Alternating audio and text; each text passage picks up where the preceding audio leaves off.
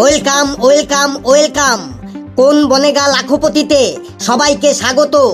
আমি বেতাব বচ্চন, সবাইকে কোন বনেগা লাখপতিতে ওয়েলকাম জানাই। আজকে আমার সামনে যে যে কন্টেস্টিং বসে আছে এক এক করে তাদেরকে সবাইকে পরিচয় করিয়ে দিচ্ছি।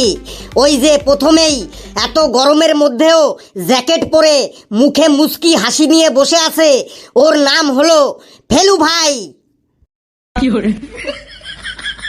ওর সম্পর্কে আরেকটা কথা বলে রাখি, একই ক্লাসে প্রতি বছর ফেল করে পড়ে থাকার জন্য ওর নাম হয়ে গেছে Felu. Thank you sir, thank you. আমি আপনার বিরাট বড় ফ্যান। আপনার সব ফিল্মগুলোই আমি দেখেছি। আমি খুব ছোট্টবেলা থেকেই আপনার ফিল্মগুলো দেখে আসছি। স্যার, ফেলু ভাইয়ের যখন মাত্র 2 মাস বয়স তখন থেকেই ফেলু ভাই আপনার ফিল্মগুলো দেখে আসছে। কি বললি? 2 মাসের বাচ্চা আবার ফিল্মের কি বোঝে? স্যার, আমি খুব ছোট্টবেলা থেকেই বুঝতে শিখে গেছিলাম। Thank you very much.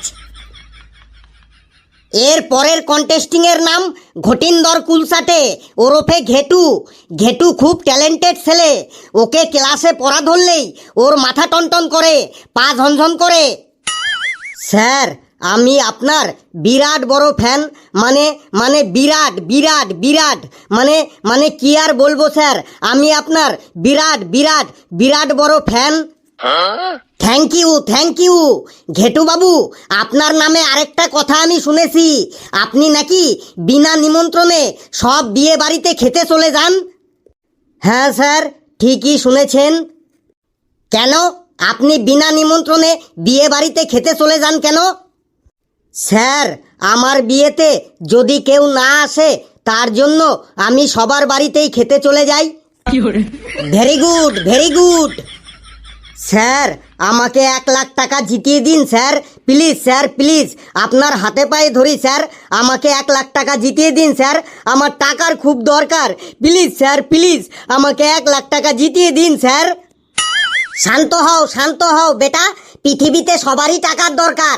তুমি কোশ্চেনগুলোর সব রাইট অ্যান্সার দেবে, তাহলেই তুমি 1 লাখ টাকা জিতে যাবে। আমাদের পরের কন্টেস্টিং এর নাম কালো সুন্দর গুর্খাকে ওরফে কালু।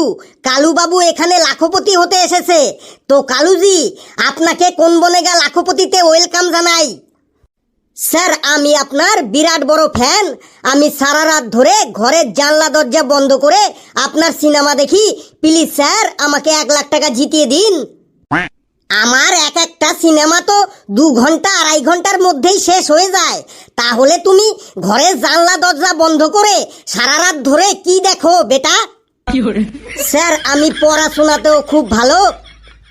তুই পড়াশোনাতে ভালো কিনা সেটা আমি তোকে জিজ্ঞাসা করেছি? বল, আমি তোকে জিজ্ঞাসা করেছি? না স্যার, আমি এমনি বললাম। এমনি কেন বলবি? এখানে তুই ফালতু কথা কেন বলবি? Sorry sir.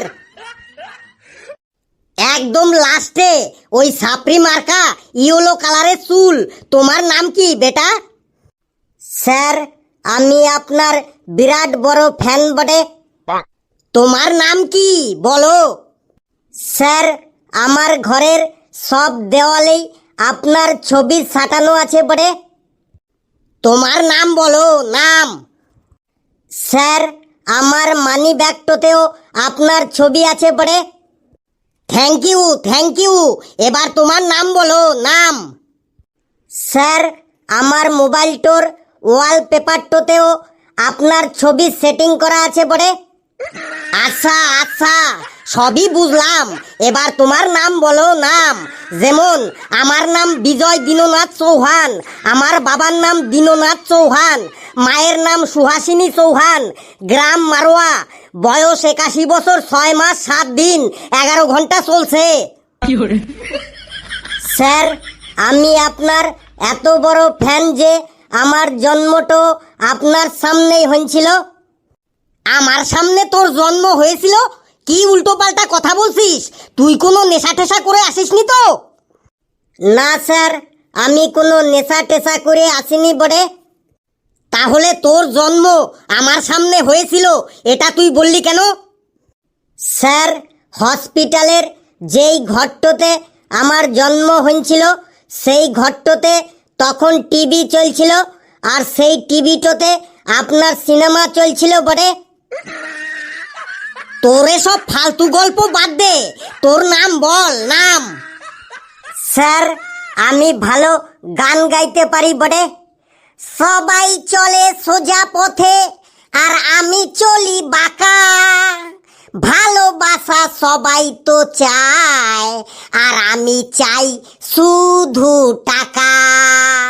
টাকা চাই, টাকা চাই, বাঁচতে গেলে টাকা চাই, টাকা মাটি, মাটি টাকা, ওসব কথা ভুলে যাই। টাকা চাই, টাকা চাই, বাঁচতে গেলে টাকা চাই, টাকা মাটি, মাটি টাকা, ওসব কথা ভুলে যাই।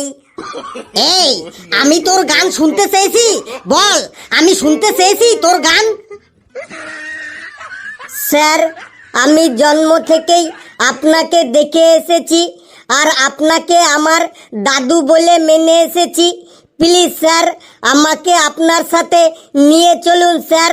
আজ থেকে আমি আপনার বাড়িতেই থাকবো স্যার, আর আপনাকে দাদু বলে ডাকবো স্যার।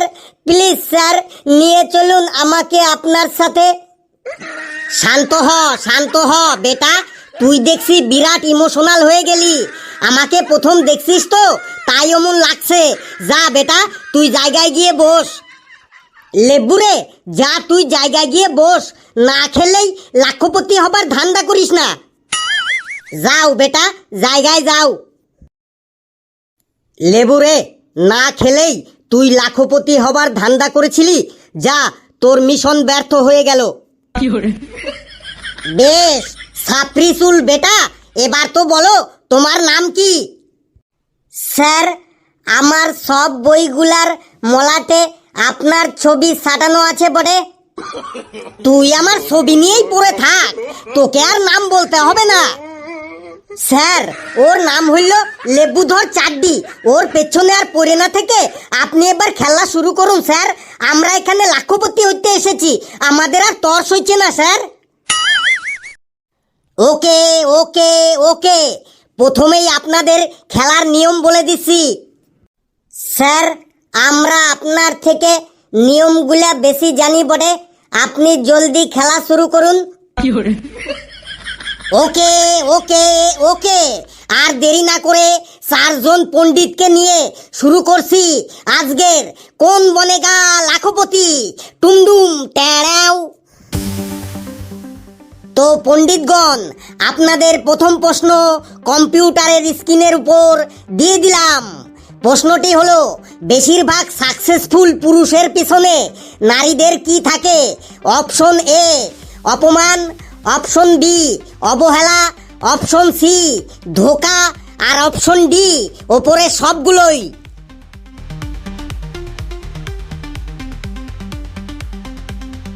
কি হলো, কোশ্চেন দেখে এই এসি ঠান্ডার মধ্যেও আপনাদের কি ঘাম ছুটে গেল? স্যার, আমার মনে হয় অপমান। নারীরা যখন পুরুষকে অপমান করে তখন সেই অপমানের বদলা নিতেই পুরুষরা জীবনে সাকসেসফুল অর্জন করে। কালু বাবু, আপনার অ্যান্সারটা বলুন, আপনার কি মনে হয়? স্যার, আমার মনে হয় অ্যান্সারটা অবহেলা হবে, কারণ নারীরা যখন কোনো পুরুষকে অবহেলা করে তখন সেই অবহেলার দুঃখ কাটানোর জন্যই পুরুষরা জীবনে সাকসেসফুল অর্জন করে। স্যার, আমার মনে হয় অ্যান্সারটা ধোঁকা হবে বটে, কারণ যখন কোনো পুরুষ কোনো নারীর কাছ থেকে ধোঁকা খায় তখন তার মধ্যে একটা জেদের সৃষ্টি হয়, আর সেই জেদটো থেকেই একটা পুরুষ জীবনে সাকসেসফুল অর্জন করে বটে। এবার ফেলুবাবু বলুন, আপনার মতে কি বেশিরভাগ সাকসেসফুল পুরুষের পেছনে নারীদের কি থাকে? স্যার, অ্যান্সারটা হবে অপশন ডি, উপরে সবগুলোই। অপমান, অবহেলা আর ধোঁকা খাবার পরই একটা পুরুষ জীবনে সাকসেসফুল অর্জন করে। তাহলে এবার আমি অ্যান্সারগুলোকে সব লক করি। হ্যাঁ স্যার, লক করুন। কম্পিউটার জি, সবার অ্যান্সারগুলোকে লক করে ফেলুন। অপশন ডি একদম রাইট অ্যান্সার। ফেলু বাবু আপনি একদম রাইট অ্যান্সার দিয়েছেন। বেশিরভাগ পুরুষের সাকসেসের পেছনে নারীদের অবহেলা, অপমান আর ধোঁকা থাকে। ফেলু বাবু জিতে গেল 1000 টাকা। এর পরের প্রশ্ন কম্পিউটারের স্ক্রিনের উপর এই যে প্রশ্নটি হলো, পেঁয়াজ কাটার সময় চোখ দিয়ে যে জল পড়ে সেটা কিসের জল? অপশন এ আনন্দের জল, অপশন বি দুঃখের জল, অপশন সি রাগের জল, আর অপশন ডি অভিমানের জল।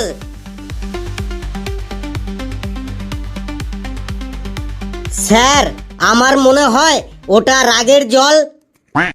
স্যার আমার মনে হয় ওটা দুঃখের জল। স্যার আমার মনে হয় ওইটো অভিমানের জল বটে। না স্যার, ওদের কারুর অ্যান্সারই ঠিক হয়নি। পেঁয়াজ কাটার সময় চোখ দিয়ে যে জল বেরোয় ওটা আনন্দের জল। কম্পিউটার জি সবার অ্যান্সার লক করে দিন। ফেলু বাবু আপনি কিভাবে বুঝলেন যে পেঁয়াজ কাটার সময় চোখ দিয়ে যে জল বেরোয় সেটা আনন্দের জল? স্যার বেশিরভাগ ক্ষেত্রেই মাংস রান্না করার জন্য বেশি বেশি পেঁয়াজ কাটা হয়, আর যিনি পেঁয়াজ কাটেন তিনি তখন মনে মনে ভাববেন যে আজ আমি মাংস দিয়ে ভাত খাবো, আজ আমি মাংস দিয়ে ভাত খাবো, আর সেই মাংস দিয়ে ভাত খাবার আনন্দেই ওনার চোখ দিয়ে জল বেরিয়ে আসে। ফেলু বাবু একদম রাইট অ্যান্সার দিয়েছেন। মাংস খাবার লোভে পেঁয়াজ কাটার সময় চোখ দিয়ে জল বেরিয়ে আসে। কনগ্রাচুলেশন ফেলু বাবু, আপনি জিতে গেলেন 2000 টাকা।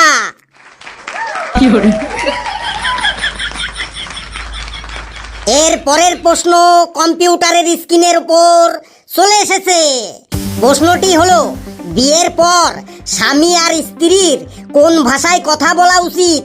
অপশন এ বাংলা ভাষায়, অপশন বি হিন্দি ভাষায়, অপশন সি ইংরেজি ভাষায়, আর অপশন ডি চাইনিজ ভাষায়। দেখুন, ভাবুন, খুব ধীরে সুস্থে বুদ্ধি দিয়ে অ্যান্সার দেবেন। স্যার অ্যান্সারটা হলো বিয়ের পর স্বামী স্ত্রীর বাংলা ভাষায় কথা বলা উচিত।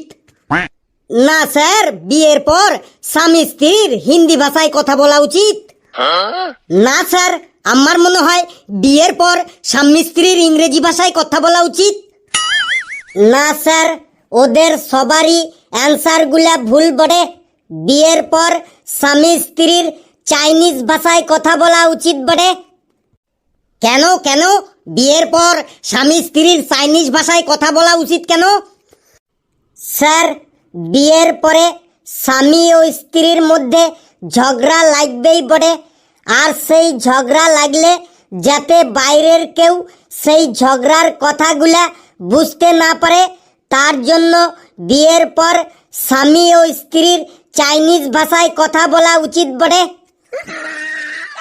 Absolutely right answer. বিয়ের পর স্বামী স্ত্রীর ঝগড়া যাতে কেউ বুঝতে না পারে তার জন্য তাদের চাইনিজ ভাষায় কথা বলা উচিত। রাইট অ্যান্সার লেবু বাবু, রাইট অ্যান্সার। লেবু বাবু আপনি 1000 টাকা জিতে গেলেন। শুধু দেখলেই হবে, খরচা আছে বটে। ওহো, বেল পড়ে গেল। তার মানে আজকের খেলা এখানেই সমাপ্ত। বাকি খেলা পরের এপিসোডে হবে। সবাই খুব খুব ভালো থাকবেন, হাসতে থাকুন আর সুস্থ থাকুন। আজকের মতো টাটা, বাই বাই। আবার পরের দিন যেন দেখা পাই।